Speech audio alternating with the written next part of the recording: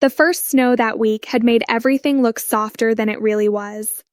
That afternoon, I was in my kitchen in Minneapolis, wiping flour off my hands while my daughter, Sophie, stood on a chair at the counter, threading popcorn onto string for the tree. The heater clicked on and off. A holiday playlist played low from my phone. Nothing dramatic, just the same songs that show up every year whether you ask for them or not. She kept licking her fingertip to separate the kernels, working with the kind of quiet focus kids have when they think what they're doing matters. "We should make one for Grandma," she said, like it was obvious. I nodded like it was simple. By early evening, we were on the road toward my mother's place in the mountains. Not a long trip, but long enough for the sky to turn from gray to black and for Sophie to fall asleep in the back seat, with her red dress folded under her like a napkin. The car smelled faintly of pine from the little tree we'd tied with ribbon. On the passenger seat, my work tote sat upright, the zipper half open, a plain manila folder peeking out the top. I didn't touch it. I didn't need to. Just knowing it was there felt like a weight I'd been carrying for too long. My mother's house was already glowing when we arrived. White lights wrapped around the porch railings. A wreath the size of a steering wheel hung on the front door. Inside, the air was warm and scented with cloves and roasting meat. Her dining table was set the way it always was for Christmas, polished silver, heavy plates, linen folded with precision like the table itself had a posture. People were laughing before we even took our coats off. My brother Kyle was there, already holding a drink. My mother moved through the room like she owned the air in it, touching shoulders, smiling at the right times, looking effortless. Sophie woke up the moment she smelled dessert. She walked right up to my mother with her little bracelet, blue and green beads she'd made that morning, and held it out with both hands.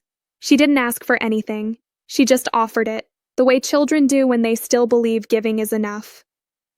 My mother looked down at the bracelet, then at Sophie, like she was evaluating a piece of fruit. Her smile stayed in place. Her voice didn't rise. It didn't even sharpen. It was calm, almost amused. "Not my granddaughter," she said, as if she were correcting a waiter. "Take her out." For a second, I thought I'd misunderstood. The room was full of voices, full of clinking glass and soft music. But then everything stopped anyway.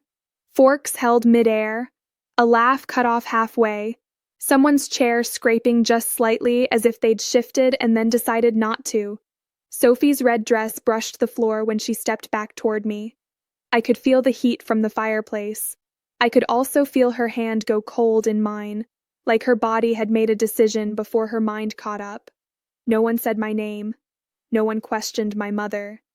Kyle stared at his plate like it had suddenly become important. My father stood near the end of the table, holding a serving spoon he didn't use, his face blank in the familiar way he wore when the easiest option was to pretend nothing was happening. I didn't argue. I didn't negotiate. I didn't ask my mother to repeat herself. I just picked up Sophie's coat, slid her arms into it, and walked her out. We passed the wreaths, the lights, the people who looked away at the exact right moment.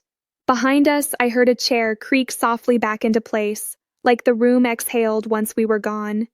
In the car, Sophie didn't cry loudly. She didn't make a scene.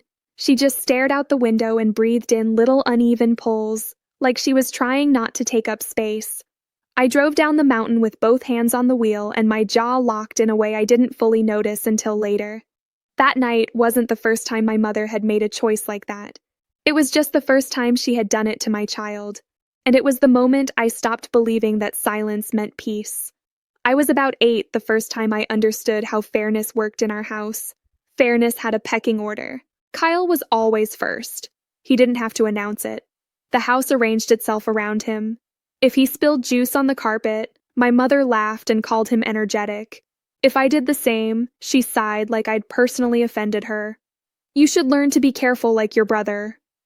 It was said like advice. It landed like a verdict.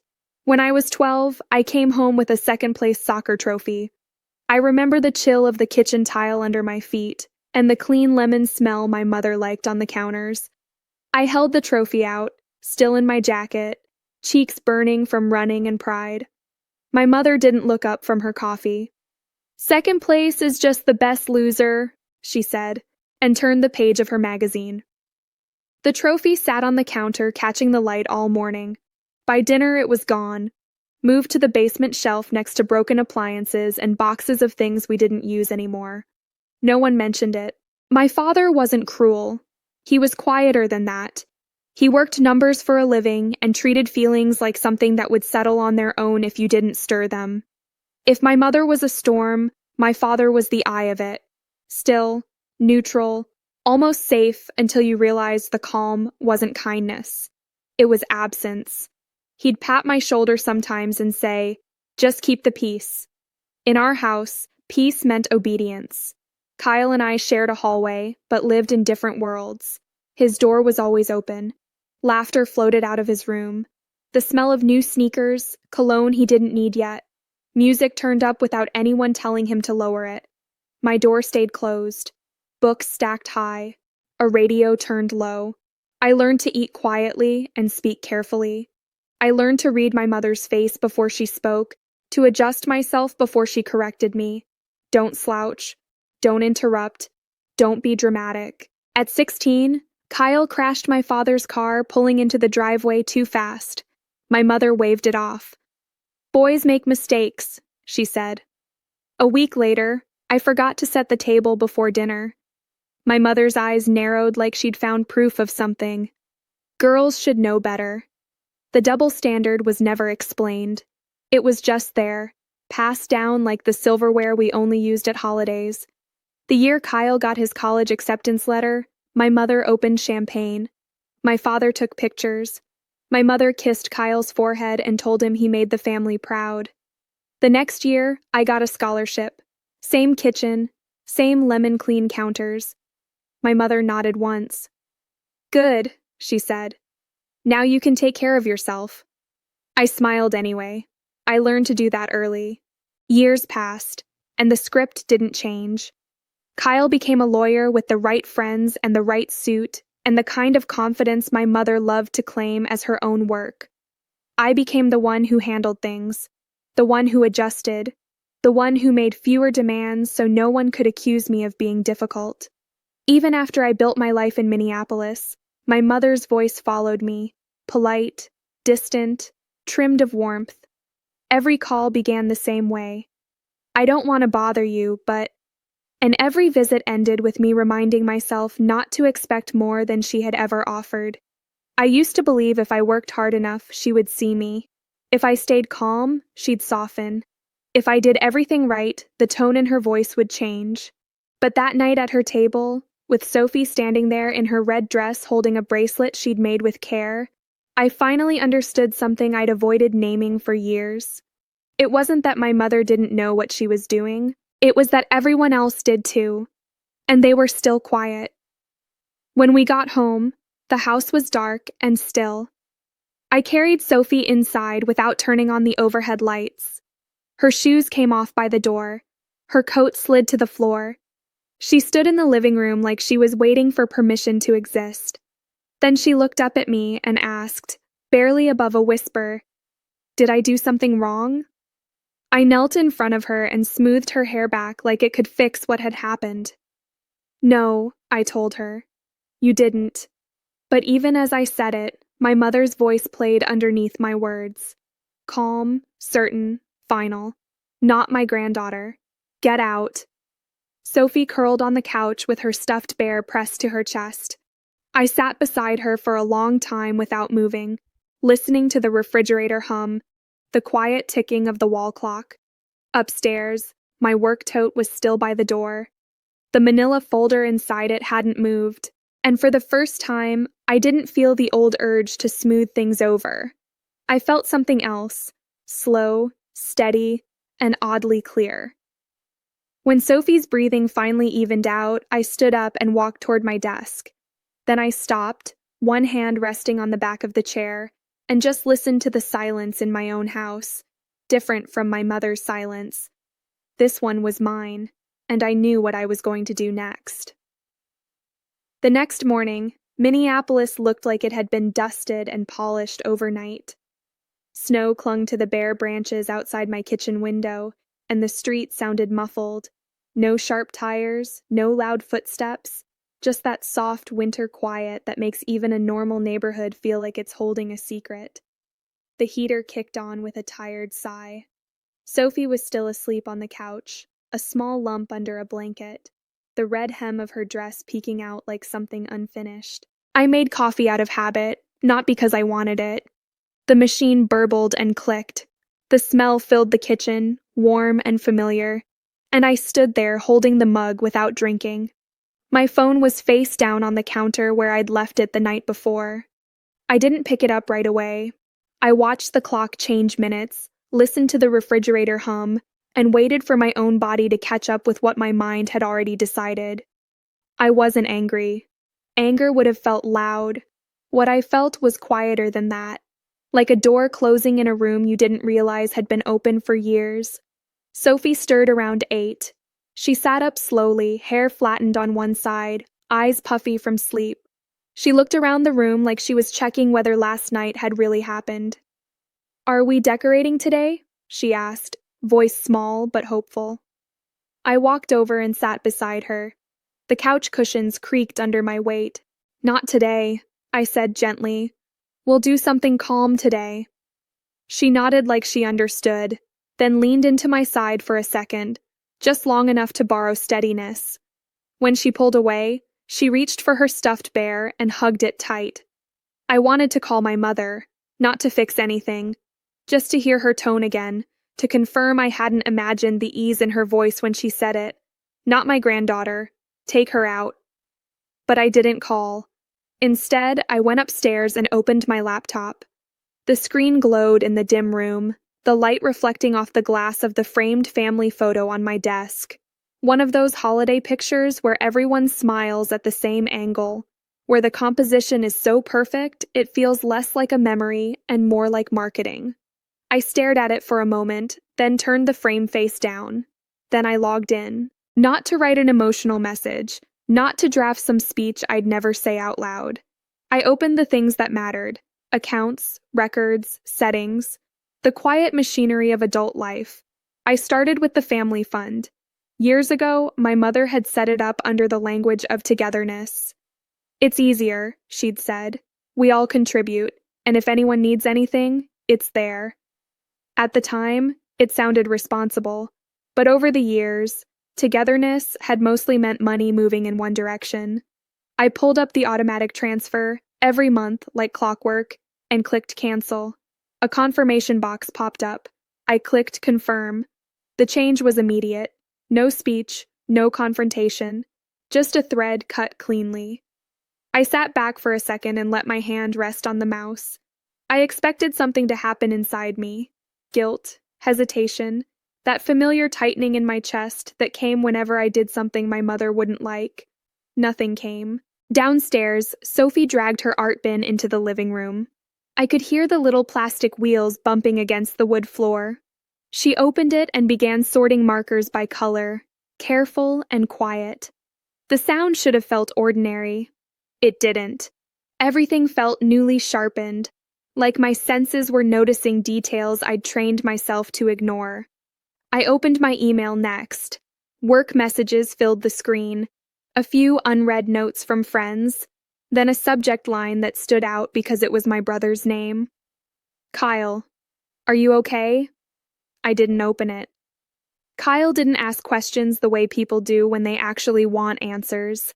He asked them like a person checking the temperature before stepping into a room. I closed the inbox and opened a folder I hadn't touched in years. Old files I'd kept out of habit, the way you keep a spare key even after you've moved out of the house it opens. Inside were PDFs, scanned letters, notes from earlier fights that never got resolved because fights weren't allowed in our family. There were also bank records, old trust documents, an email chain about simplifying estate matters from the year before.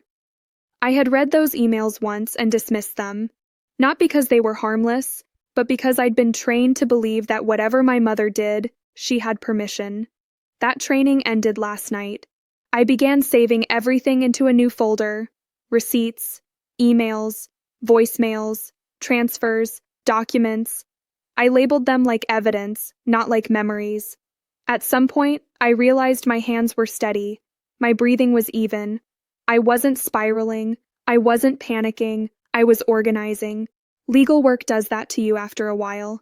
You stop thinking in feelings first. You think in structure. Downstairs, Sophie hummed to herself while she worked on another bracelet. The beads made tiny clicking sounds when they touched, soft and rhythmic. Every so often she paused to look at the pattern like she was trying to make it perfect. She was still building hope with her hands. Upstairs, I was building something else. Around noon, my phone buzzed again. I flipped it over. Kyle. One missed call. Then another. No voicemail yet. Just the insistence of the screen lighting up and going dark. I set the phone back down and didn't touch it. In the afternoon, I called Megan, Kyle's wife. She answered on the second ring. Her voice was low, like she'd stepped into a closet to talk. "Hey," she said carefully. "I was about to reach out." "I'm not calling to talk about last night," I told her. A pause. "Okay." I stared at the snow collecting on the edge of my window frame. It looked clean from a distance. Up close, it was already collecting grit from the street. "I need to ask you something specific," I said. "Has my mother ever asked you to sign anything related to the estate?" Megan exhaled. Not surprise. Something closer to relief. "You noticed," she said quietly. "I'm asking for the truth," I replied. Another pause.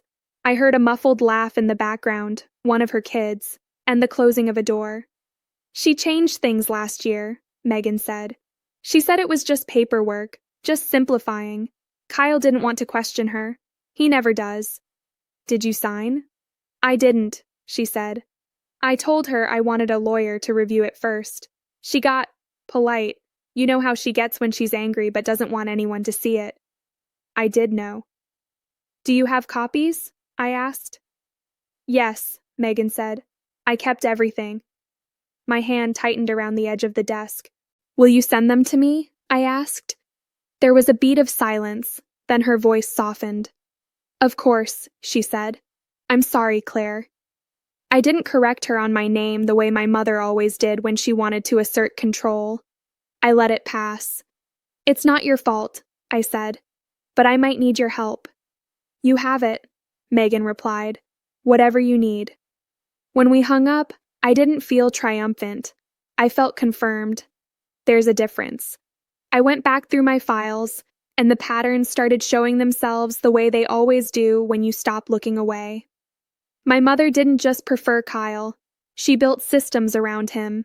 She built traditions around him, stories, accounts, assumptions, and I'd been paying into them for years because family was the word we used when we didn't want to name the truth. Late afternoon, the email from Megan arrived. Subject line, "Documents you asked for." I stared at it for a moment before opening it, like my body understood that once I saw what was inside, something would become permanent. Downstairs, Sophie called up. "Mom?" I answered without taking my eyes off the screen. "Yeah? Can we make hot chocolate?" "Yeah," I said, voice steady. "We can." I clicked the email open, and there it was, scanned pages, meeting notes, a revised set of estate documents with clean signatures and crisp formatting. Not emotional, not messy, just official. My name appeared once, then again. Then, in a later version, it was marked differently, adjusted with a neat little line that looked harmless unless you knew how to read it. I leaned closer to the screen.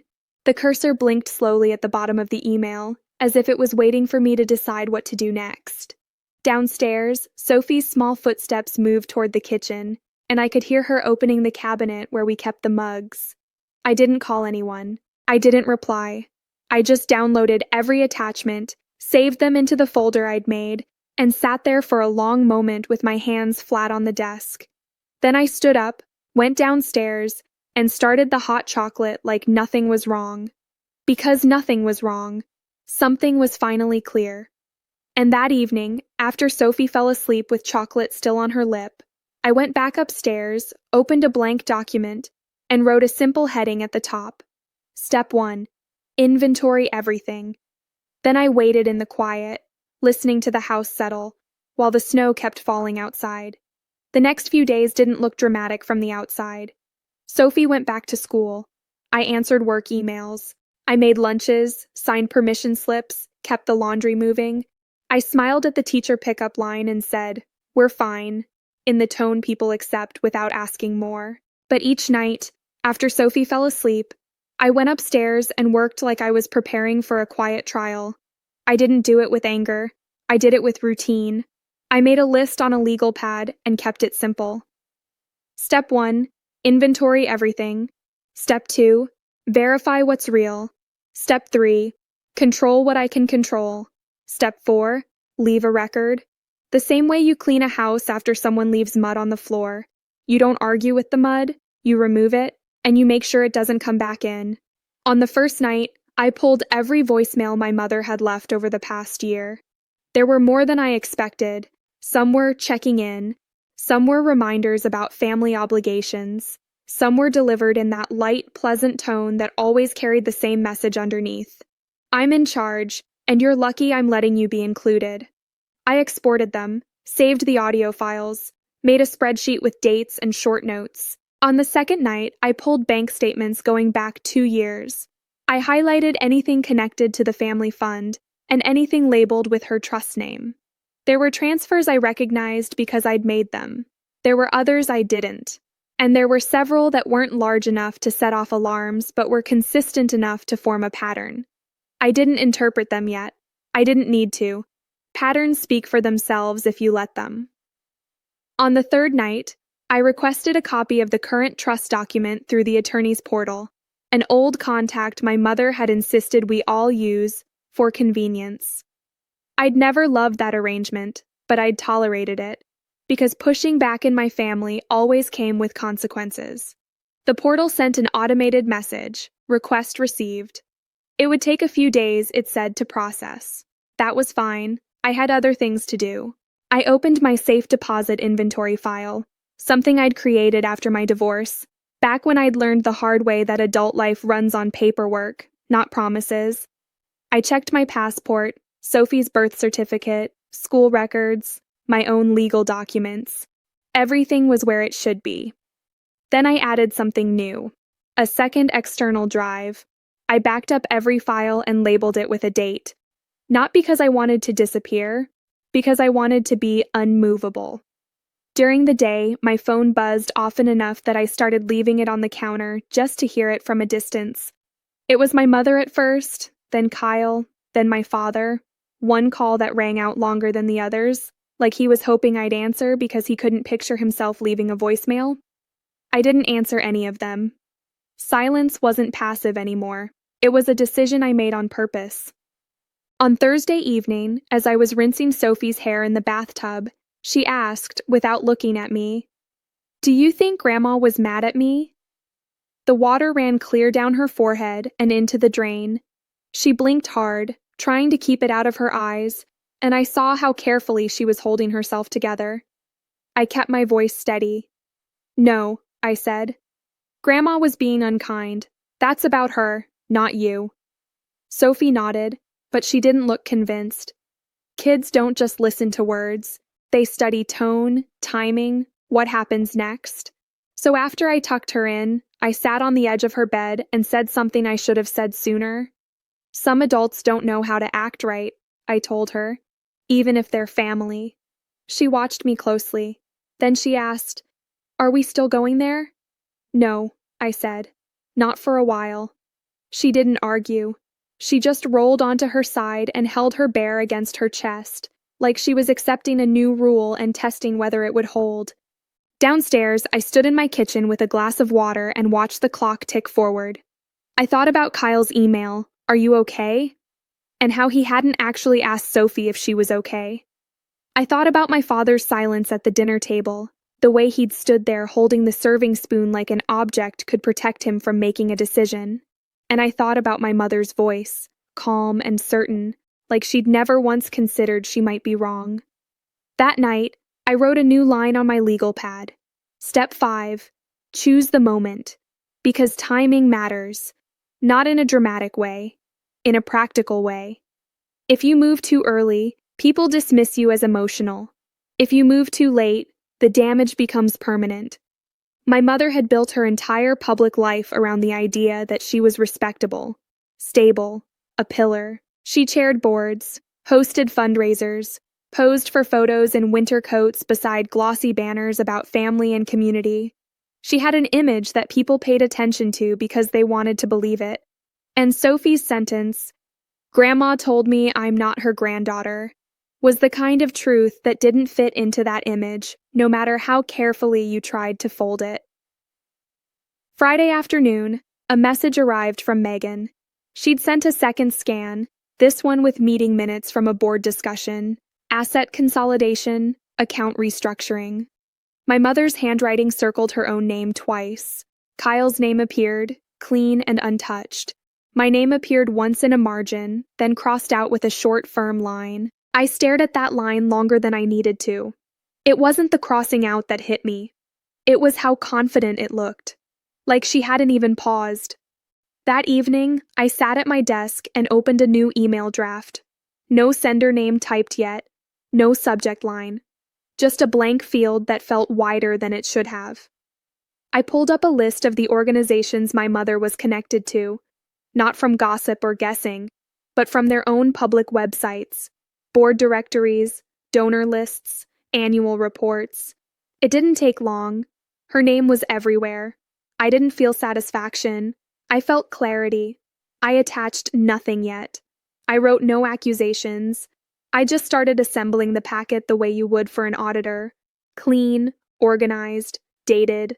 A cover page, a timeline, supporting documents, audio files labeled with timestamps, screenshots of transfers and account notes, and one short transcription of Sophie's words, written plainly, without emotion. I printed it, read it once, and slid it into the manila folder that had been sitting in my tote since the night of Christmas.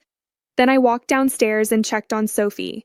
She was asleep on the couch again, one arm flung over her bear, the bracelet she'd made resting on the coffee table like a small offering that had never been accepted. I stood there for a moment and let the quiet settle. Back upstairs, I returned to the email draft. I typed a subject line slowly, not because I was unsure, but because I wanted it exact. For review, that was all. No drama, no threat, no speech, just a professional phrase that meant, "This is now in your hands, and it won't be unseen." I saved it as a draft. Then I closed the laptop, because I wasn't ready to send it yet, not because I was afraid, because I wanted one more piece first. And the next morning, when I woke up to a new email from the attorney's portal, "Your documents are available," I knew I had it. I didn't open the attachment right away. I just sat at the kitchen table with the laptop closed, coffee cooling in my hands, listening to Sophie's quiet breathing from the couch. Then I put the mug down, opened the computer, and clicked the file. Steady, careful, already thinking 3 steps ahead. The trust document opened like anything else. Clean font, neat headings, legal language that pretends to be neutral while it quietly changes people's lives. I scrolled slowly, not because I didn't understand it, but because I wanted to see exactly what had been done and when. Dates matter, language matters, the order of signatures matters, and so does the way something is framed when the person writing it assumes no one will challenge them. Halfway through, I found the section that explained the revisions. There it was in plain terms. Amendments filed the previous year, distributions adjusted, beneficiaries reorganized. My mother hadn't erased me completely. That would have been too obvious. She'd done something more careful. She'd reduced my role to something smaller, conditional, almost symbolic. Enough to say I was included, not enough to actually matter. It was the paperwork version of the way she'd always treated me. Present, but not central. Quietly useful, never honored. Kyle's section looked different. Clear, protected, expanded. I didn't close the file. I didn't slam the laptop. I didn't call anyone. I simply created a timeline document and typed the dates out in order. Original trust date, amendment date, meeting minutes, date, from Megan's scan, transfer dates that aligned with those changes, the date of Christmas dinner. When I finished, I read it top to bottom. It didn't feel emotional anymore. It felt logistical. And that was the shift. I wasn't thinking about how it hurt. I was thinking about what it meant. I opened a new page on my legal pad and wrote, Step 1, secure my side. Step 2, remove leverage.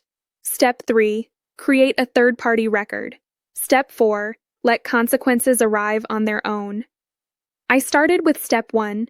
I called my own attorney, someone I'd used for work matters, not family matters. A person who didn't know my mother and didn't care about her reputation.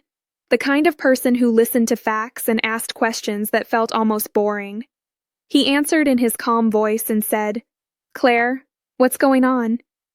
I need a consult, I said, on estate manipulation and financial irregularities. There was a brief pause, not shock, just recalibration. Okay, he said. Tell me what you have. I didn't tell him the story at the dinner table first. I told him the structure, amendments, transfers, board minutes, recordings, and a minor child being verbally excluded. He listened. He asked for copies. Send everything, he said. Do not send anything to your family yet, and don't respond to calls.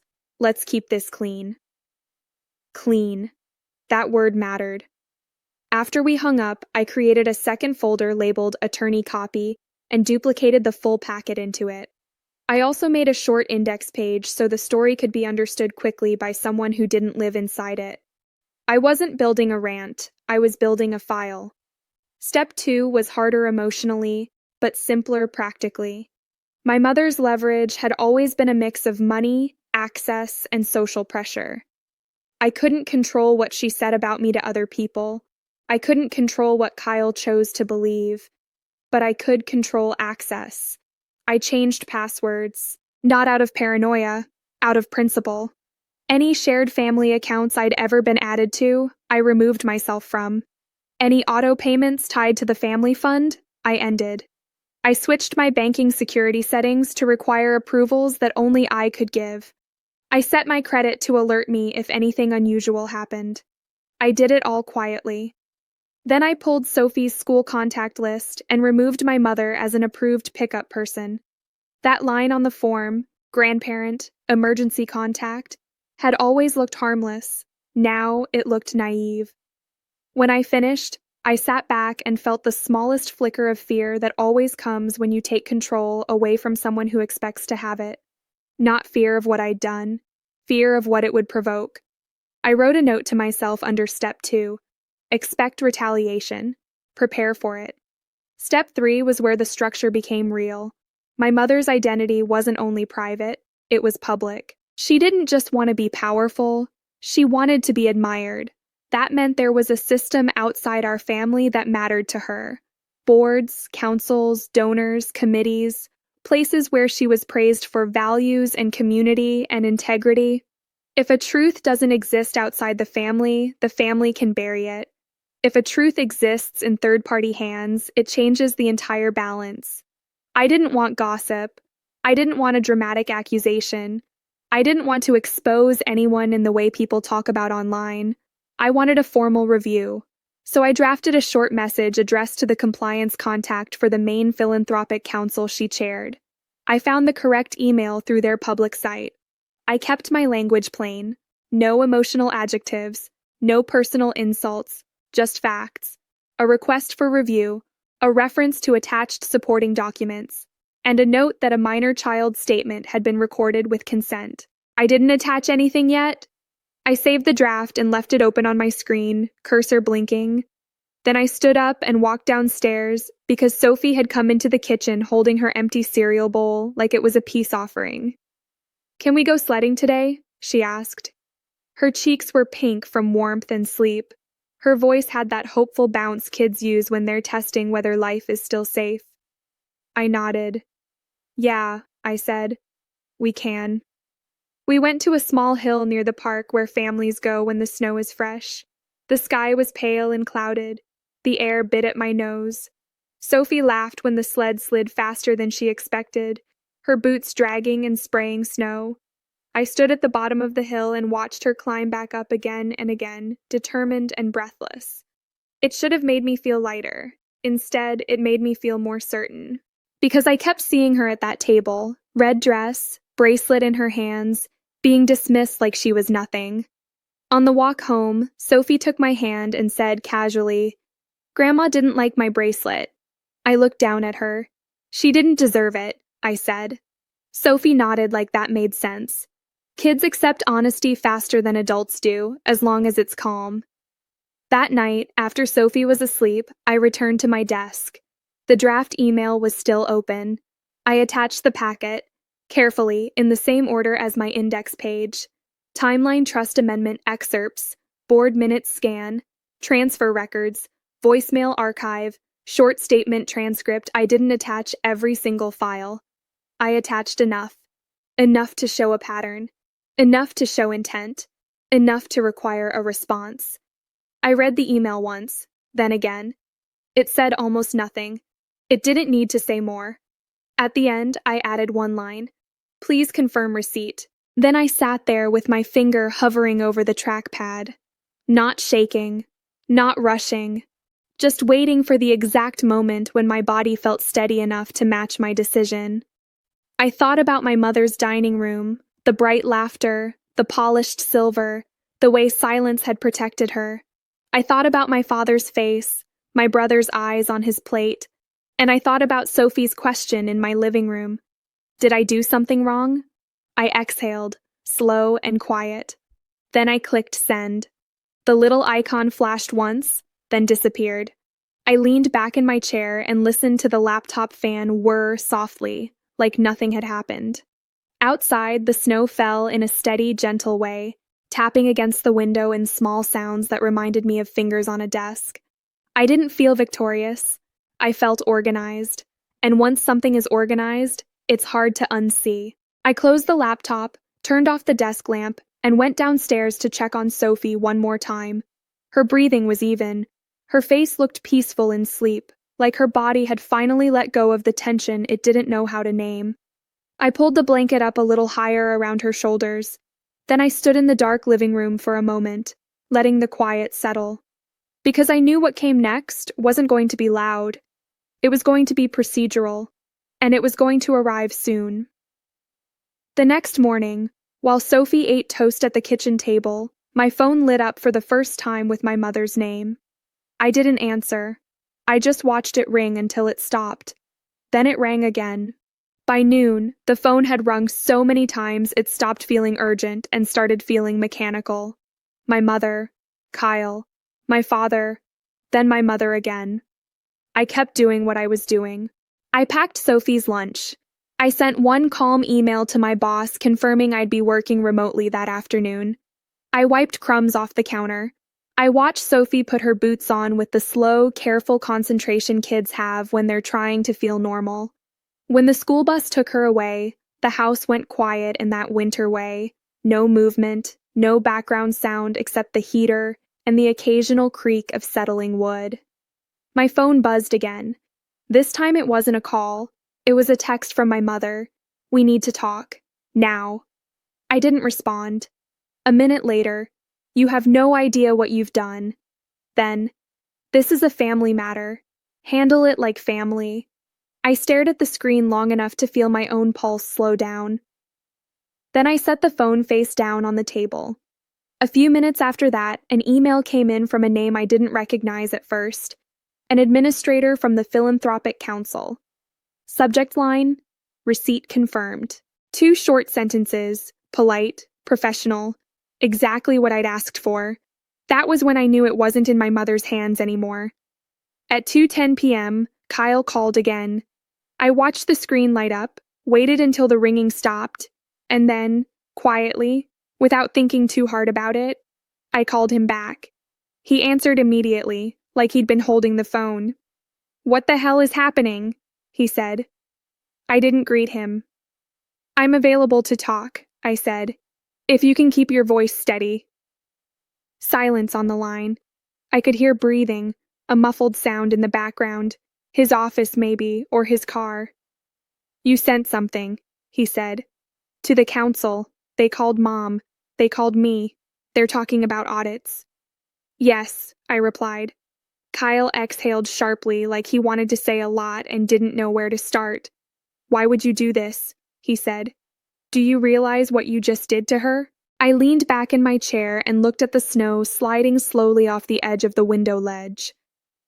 "She did something to Sophie," I said, voice even, "and no one stopped her." Kyle went quiet, not because he cared, but because he didn't know how to argue with it. "You could have handled this privately," he finally said. "You could have called me, called Dad. We could have fixed it." "Fixed what?" I asked. He hesitated. "The situation," he said. "The misunderstanding." "It wasn't a misunderstanding," I said. "She said what she meant, and you know it." His voice rose a notch. "You're blowing this up." I didn't respond to the accusation. I waited. Kyle filled the silence the way he always did when he felt pressure. "She's your mother," he said. "You don't do this to your own mother." I let that sit for a moment. Then I said, "Sophie is my daughter." Another pause. Kyle's tone shifted slightly, like he was trying a different angle. "Mom wants to meet," he said. "She's asking for you. She's not okay." I pictured my mother not okay. It wasn't a picture I'd seen often. She'd always kept herself polished, even in private, even when she was cruel. But being not okay didn't equal being accountable. "I'm not meeting her at her house," I said. Kyle sounded frustrated. "Then where?" "In public," I replied. "A neutral place, a cafe, and you can be there." Kyle scoffed, but it was thin. "This is ridiculous." "It's appropriate," I said. He started to speak again, but I cut in calmly. "And I'm not bringing Sophie." That landed harder than I expected. Kyle inhaled like he was about to protest. "She wants to see her," he said quickly. "She doesn't get to," I said. "Not until she can behave like a safe adult." Kyle's voice sharpened. "You're punishing her." "No," I said. "I'm protecting Sophie." The line went quiet, and in that quiet I could almost hear Kyle trying to decide whether it was easier to keep siding with my mother or to admit what he'd watched happen for years. "Fine," he said finally. "Fine. Where do you want to meet?" I chose a place near my office, a small coffee shop in an older building downtown. Bright windows, neutral ground, cameras at the entrance, staff nearby. Nothing theatrical, just practical. "Tomorrow," I said. 2:00. Kyle agreed in the resigned tone of someone who thinks time will soften things. It wouldn't. That night, after Sophie was asleep, I prepared the way I always do when I need to stay calm. I removed uncertainty. I printed a small packet, only the most necessary pages, a timeline, a few excerpts, a copy of the amendment page with the date and signature, nothing sensational. I put it into a plain folder and set it by the door with my keys. Then I opened my phone and listened to my mother's voicemails, one after another. They started with outrage. "How could you embarrass me like this?" Then shifted into bargaining. "We can correct this. We can talk." Then into performance. "I've done everything for this family." And finally, toward the end, something softer, almost small. "Please," she said, "don't do this." Her voice had a tremor that didn't fit her. It would have moved me once, years ago, back when I thought her softness meant change. Now it just sounded like fear of consequences. In the morning, Sophie ate her oatmeal and chattered about school like she was trying to stitch normal life back together. I drove her, kissed her cheek at the drop-off line, and watched her walk toward the building without looking back. Then I went downtown. The coffee shop was warm, smelled like espresso and cinnamon, and had the kind of steady background noise that makes it hard for people to explode without everyone noticing.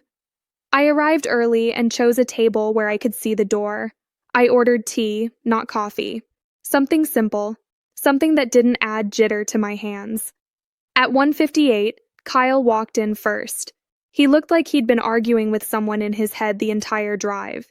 His suit was neat, hair combed, jaw tight. He spotted me and came over without a smile. "She's coming," he said. "I assumed," I replied. At 2:03, my mother entered. She was dressed perfectly, of course. Cream coat, pearl earrings, hair smooth like it had been set with intention.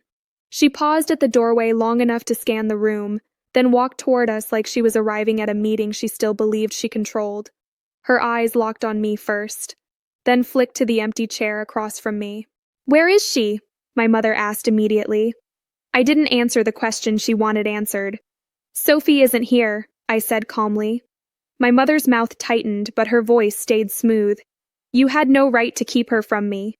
I took a sip of tea, set the cup down gently. "I'm her parent," I said.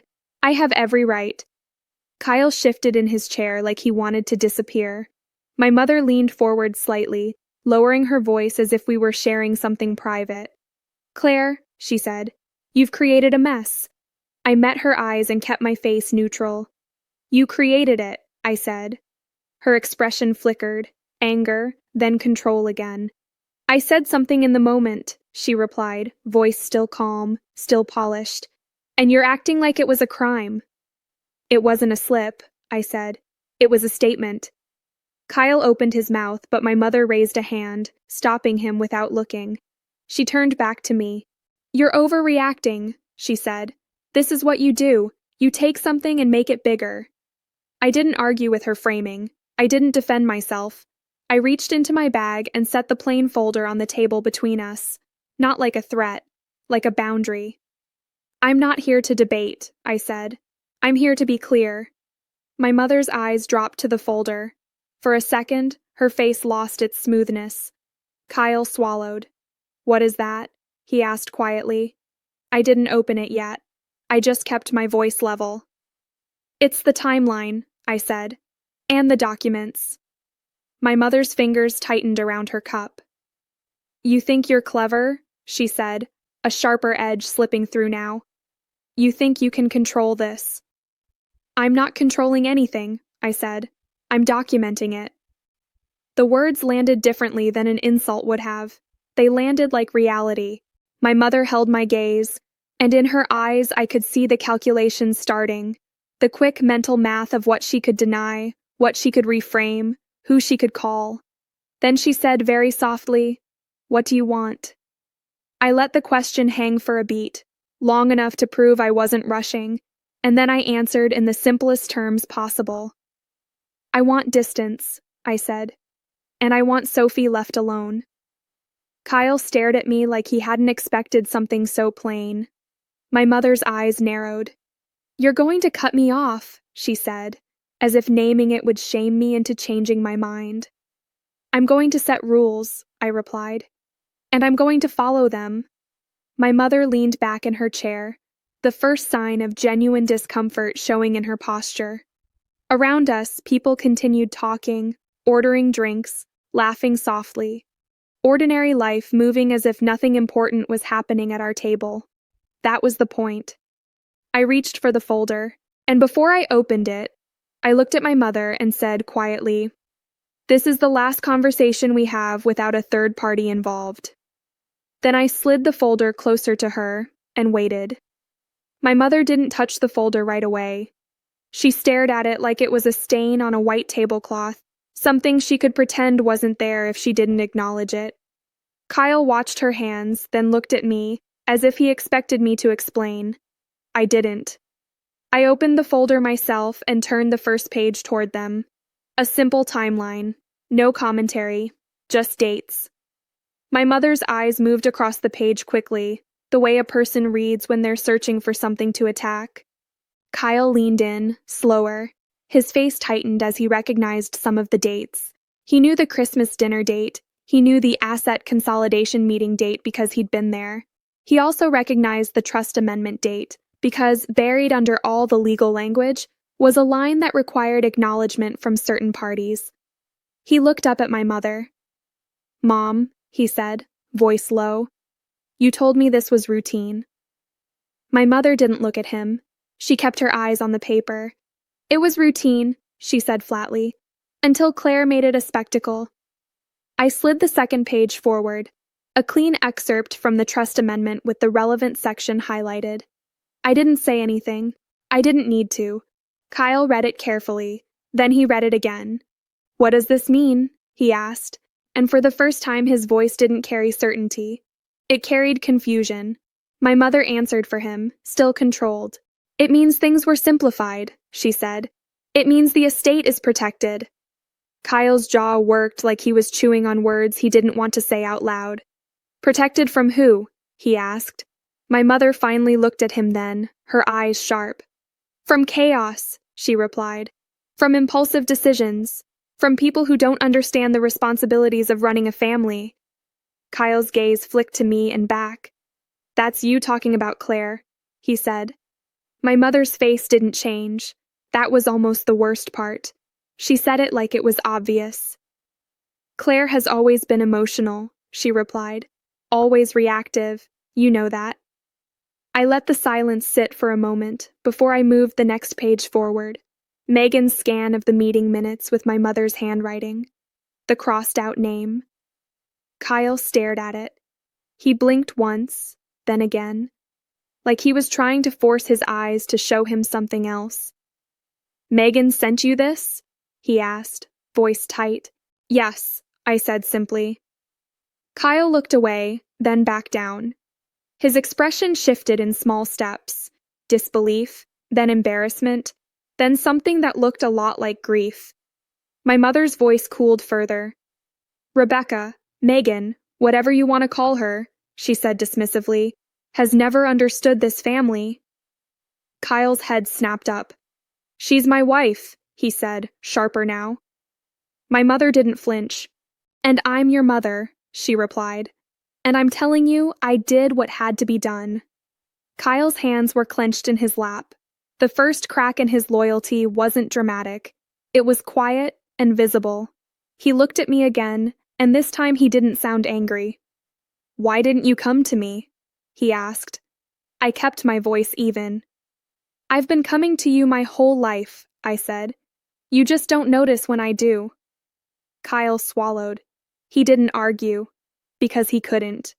My mother pushed her chair back slightly as if she might stand and end the meeting on her terms. You think you can ruin me, she said, voice low. You think you can take everything I built and pull it apart because you got offended at a dinner? I looked at her calmly. It wasn't about me being offended, I said. It was about Sophie being harmed, and it was about the pattern behind it. My mother's eyes narrowed. You're using that child, she said, and that was the moment I knew she still didn't understand what she'd done. I didn't raise my voice. I didn't correct her emotionally. I slid the final page forward, one short transcript, cleanly typed, of Sophie's words. No dramatics, just the sentence she'd said in my living room, the way she'd said it. Kyle read it, and his throat moved hard. My mother barely glanced at it. Children misunderstand, she said. Kyle's voice rose, not loud, but unmistakably angry. She didn't misunderstand, Mom, he said. She repeated what you said. My mother turned toward him as if he'd surprised her. You're taking her side now? She asked, and for the first time her polish cracked enough to show something raw underneath. Outrage that her order was being challenged. Kyle's face tightened. I'm taking my niece's side, he said, and I'm taking my wife's side, because I'm starting to think this has been wrong for a long time. My mother stared at him, and for a second the cafe noise around us seemed too loud. Cups clinked. A barista called out an order. Someone laughed at a nearby table. And still, at ours, the air felt heavy. My mother's voice dropped into that dangerous softness she used when she wanted to regain control without being seen losing it. This is not how family works, she said. We handle things privately. I nodded once. I did handle it privately, I said, for years. Then I said the part I hadn't said yet, the piece that made everything real. The council confirmed receipt, I told her. They're reviewing. My mother's face went still. Kyle looked at me, shocked. You already sent it, he said. Yes, I replied. My mother's voice sharpened, finally dropping the polite mask. You had no right, she said, and it wasn't about the trust anymore. It was about power. I met her eyes. I had every right, I said. I'm an adult. I'm Sophie's parent, and I'm a beneficiary you altered without transparent consent. You can call it what you want, I'm calling it documented. Kyle's mouth opened and closed, like he was trying to find a version of reality that didn't hurt. My mother leaned forward, hands tight around her cup. "What do you want?" she repeated, but this time her tone wasn't curious. It was bargaining. I kept it simple, because simple rules are harder to twist. "Here's how this works now," I said. "You don't contact Sophie. You don't contact her school. You don't show up at my home. If you want contact with me, it happens through email only. And only if it stays respectful." My mother's eyes flashed. "You can't do that," she said. "I can," I replied. "And I am." Kyle stared at the table. He looked like someone who'd just realized the ground under him wasn't solid. My mother's voice dipped into a different tactic. "I'm willing to apologize," she said quickly. "If that's what you need, I'll apologize to Sophie. We can make this go away." I didn't react. I didn't nod. I didn't show relief. "An apology doesn't undo the trust changes," I said. Her eyes flicked. "We can adjust," she said. "We can revisit things." Kyle looked up sharply. "You can?" he asked her. My mother's face tightened again, caught. "Of course," she said, too quickly. Kyle's voice was low, controlled, but there was something different in it now. Something like disappointment. "Then why did you do it in the first place?" he asked. My mother held his gaze, and for a moment she didn't answer. Then she said quietly, like it should be obvious, "Because someone has to make the decisions." Kyle's shoulders sank slightly, like that sentence landed exactly where it was always going to land. I reached into my bag and placed one more paper on the table, not from the folder. A short letter from my attorney. A formal notice requesting full copies of all trust documents and amendments, and reminding the trustee of their obligations. It was written politely, but it was firm. My mother's eyes snapped to it. She recognized the structure immediately. Kyle read the top line, then looked at me with a mixture of disbelief and respect he didn't want to admit. "You hired counsel," he said. "Yes," I answered. My mother's lips parted, and for the first time in the entire conversation, she looked genuinely uncertain. Not sad, uncertain. Because uncertainty is what happens when a person realizes the usual levers aren't working. She gathered herself quickly, but the crack was there. "This is hostile," she said, voice thin. "It's orderly," I replied. I glanced at Kyle. "You can stay in whatever relationship you want with her," I said calmly. "That's your choice, but I'm not participating in a system that harms my child." Kyle's eyes lowered. He nodded once. Small, quiet. My mother stared at me like she was seeing a version of me she didn't like. "You think you're free?" she said. I didn't answer that. I simply stood up, picked up my folder, and slid my chair back with a controlled scrape against the cafe floor. "This meeting is over," I said. "You have the rules. Follow them." My mother's voice rose slightly, not loud, but sharp enough to cut. "Claire!"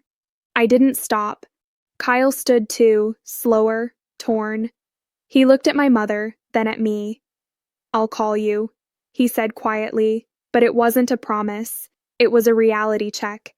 I nodded once. Outside, the cold hit my face immediately.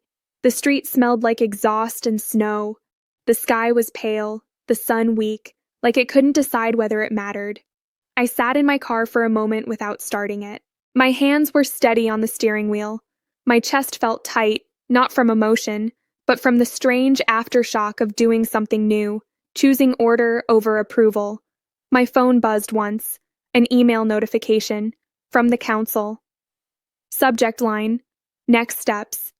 I didn't open it yet. I stared at the screen for a long beat, then set the phone down in the cup holder and started the car. The heater blew cold air at first, then warmed, and as I pulled away from the curb, I realized something simple and strange. I wasn't waiting for my mother to change. I was waiting for the system to do what systems do when someone finally hands them a file. And that part didn't require my feelings at all. I didn't open the council email until I got home, not because I was afraid of it, Because Sophie was going to walk through the front door in a few hours, and I wanted the house to feel like a house, not like a case file. So I did the small things first. I took my coat off, I hung it up, I rinsed the mugs in the sink that had been sitting there since morning. I wiped the counter where Sophie had left a faint ring from her cereal bowl.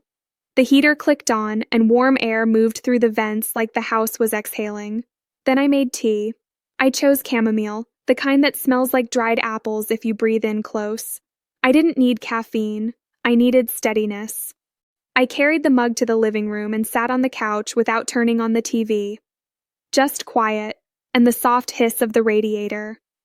When I finally opened the email, it was what I expected. Short, professional, structured. They confirmed a formal review had been initiated. They requested additional documentation. They asked whether I would be willing to provide a statement through counsel. There was no outrage in the message, no drama, just process. That was when I felt the first real release in my shoulders. Not joy, not satisfaction. Relief that I wasn't alone in the room anymore. Relief that there was now a witness outside the family. I forwarded the email to my attorney, closed the laptop, and didn't touch it again. Sophie came home that afternoon with snow stuck to the knees of her leggings. She kicked her boots off in the hallway the way she always did, then stopped in the living room and looked at me like she was checking my face for weather. "Hi," she said carefully. "Hi," I answered, warm and normal. She walked over and leaned into me, pressing her cheek against my shoulder for a second. It was quick, like she didn't want to ask for too much, but she did it anyway. "Can we do the tree now?" she asked. I looked at the corner of the living room where the tree box sat unopened. "Yes," I said. "We can." We didn't make it perfect. We didn't need to. We pulled the branches out and Sophie argued gently with the string lights. I untangled them without rushing. She hung her ornaments too low, and I let them stay too low. She put the popcorn garland in one heavy loop that slid to one side, and we laughed softly and fixed it together. When she brought the bracelet she'd made, blue and green beads, and held it up like she was reconsidering the whole idea, I didn't tell her to save it for someone else. I just held out my wrist. "For me?" I asked. Her shoulders loosened. She tied it carefully, fingers small but serious, like she was making a promise with string. That night, after her bath, Sophie sat on the couch in pajamas and stared at the lights on the tree. They blinked in slow patterns, calm enough to watch without thinking. "Is Grandma mad at you?" she asked. I kept my voice steady. "Grandma is dealing with consequences," I said. "That's different." Sophie blinked, taking it in. "Will she come here?" she asked. "No," I said, "she won't." "How do you know?" she asked. Because that was the real question. How do you know you're safe? I reached for the remote not to turn the TV on, but because it was in my hand and it grounded me. "I know," I told her, "because I set rules and I follow them." Sophie watched my face for a long moment, then nodded like she understood something she didn't have words for yet. "Okay," she said, and leaned against the couch cushion, letting her body relax in a way it hadn't since Christmas. After she fell asleep in her bed, I did one more round of small things. I set the coffee maker for morning.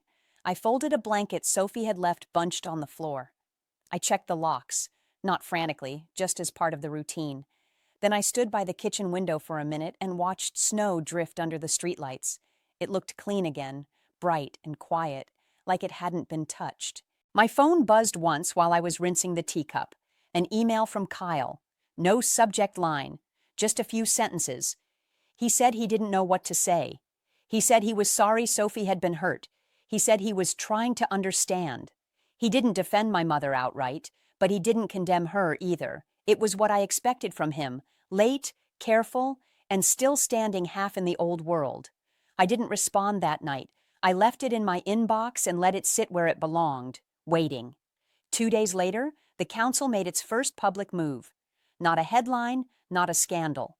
Just an internal notice circulated to members that my mother was stepping aside temporarily while an investigation proceeded. A polite phrase for a very real consequence. My mother called, I let it ring. She called again, I let it ring. Then she emailed, which told me she was already adjusting to the rules. Her message was long. It had apologies folded into excuses. It had blame disguised as sadness. It had lines about family and legacy and misunderstanding. I read it once. I didn't reply. Instead, I forwarded it to my attorney and went back to helping Sophie with her spelling words at the kitchen table. That's what changed first, my attention. For years, my mother had been the loudest thing in my head even when she wasn't in the room. Now, she was just a name on a screen. Just a sender. Just a person who had to follow the same boundaries as anyone else. On Friday after school, Sophie and I walked to the little bakery near our house. The sidewalk was icy in patches. Sophie held my hand, swinging it slightly as we walked, the bracelet on my wrist clicking softly against my watch. She stopped at the window display and pointed to a cookie shaped like a snowman. "That one," she said. I bought it. We split it at a small table by the window. Her fingers got frosting on them. She licked it off without shame. I sipped tea from a paper cup and watched her chew slowly, calm and present. That, to me, was the real resolution. Not my mother's discomfort, not Kyle's confusion, not even the council's investigation. The real resolution was my daughter eating a cookie like she belonged in the world again. Later that week, someone from my office asked if I had a minute. It was a woman I'd always liked, quiet, efficient, the kind of person who never asks for attention but always gets work done. She stood in my doorway holding a folder, not unlike the one I'd carried for weeks. "I heard you're good with documentation," she said carefully. I didn't ask how she heard. People notice when you stop bending. She hesitated, then admitted her father had been moving money around to simplify things, and her name was suddenly missing from accounts she'd been told were shared. She said she felt crazy. She said her family kept telling her to stay quiet. I listened without interrupting. Then I told her the same thing I had to learn the hard way. "You're not crazy," I said. "You just need a record." I didn't promise to fix her life. I didn't offer a speech. I just offered steps. Gather documents, save messages, make a timeline, get counsel if needed. Quiet structure. After she left, I sat for a moment and realized something I hadn't expected. This wasn't only about me and Sophie. There are a lot of families that run on silence. A lot of people taught that keeping the peace means swallowing the truth. And once you learn how to replace silence with structure, you start seeing the same pattern everywhere. That night, Sophie and I put our shoes by the door for the next day. I laid her backpack on the chair, lunchbox inside, water bottle filled. I wiped the counter, turned off the lights, and stood in the hallway, listening to the house settle. Sophie called from her room, sleepy. "Mom?" I stepped into her doorway. She was half under her blanket, hair messy, eyes heavy. "Are we safe now?" she asked. "Yes," I told her with a steadiness I didn't have a month ago. "We are." She nodded once, satisfied, and rolled over. I stood there for a second longer, watching her breathe, then walked back into the living room and looked at the tree lights blinking quietly in the dark. No speeches, no victory, just order, just home. And if you've ever had to rebuild peace from a place where silence was used as a weapon, I'm glad you stayed with me. If this story meant something to you, please take a second to like and subscribe. It helps more than you'd think. And tell me in the comments what city you're watching from and what time it is right now. I read those, and it reminds me we're not alone in this. 2 popular stories will be up next, so stay close for those.